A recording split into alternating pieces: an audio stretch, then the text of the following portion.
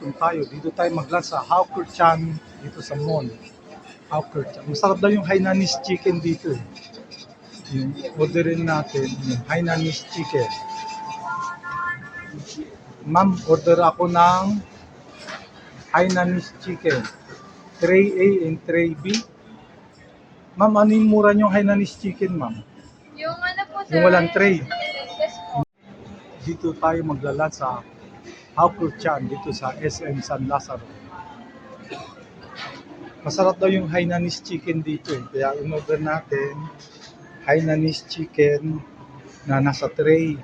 Kung nasa plate lang, 203 less mga 170. So yung naka-tray, 290 at saka 379. Yung isang tray A, yung tray ang binayad natin is 256.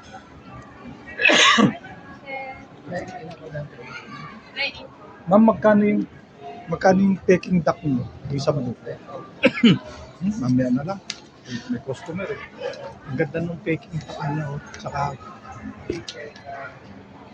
yung peking duck oh. Tsaka ito chicken Hainanese itong puti. Ito may isang slab ng pan oh. Lechon kawali oh. Lechon kawali.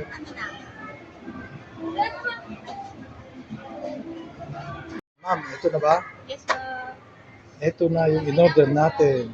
Hainanese chicken na may side dishes. Yan. Ang side dish niya, gulay, may dalawang itlog, may butchi, tsaka yung ito masarap ito. So ito yung Hainanese.